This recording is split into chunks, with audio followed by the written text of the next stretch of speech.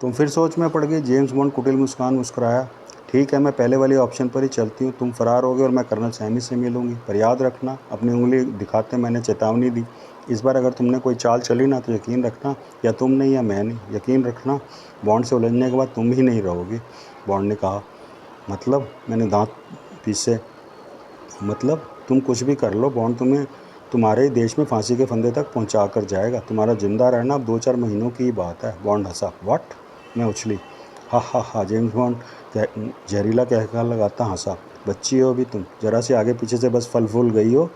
फल फूल क्या गई हो, खुद को समझदार समझने लगी हो, वरना तुम में तो अकल धेले की भी नहीं है।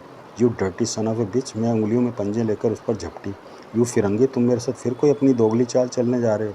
हाँ। बॉन्ड ने मुझे दोनों बाहों में पकड़कर पीछे को धक्का दिया।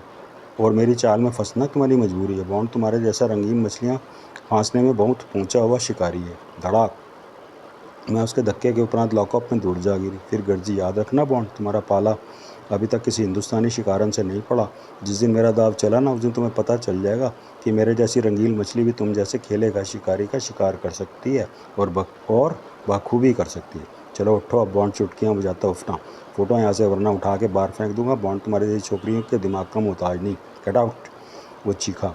यूँ मैं उसी पल भागी और अगले पल हवा में उछलती चली गई। धड़ाक। मेरी फ्लाइंग किक की दोनों एड़ियाँ बॉन्ड के चेहरे पर पड़ी। वो चीखता दूर जा गिरा और मैं भी नितंबों के बल फर्श पर गिरती कि अगले पल में नितंबों पर ही उछलती खड़ी होती उस पर झपटी। धड़ाक। फिर मेरे सैंडल की पेंसी हिल उसी पाँव पर पड़ी जहाँ उसे गोली लगी थी। बॉन्ड हलाल होते सुअर की तरह डकारा। इसी दौरान हमारे लॉकअप के बाहर सीबीआई के अधिकारी व कर्मचारी जमा होने शुरू हो गए। तभी बॉन्ड ने मेरी पिंडली पकड़कर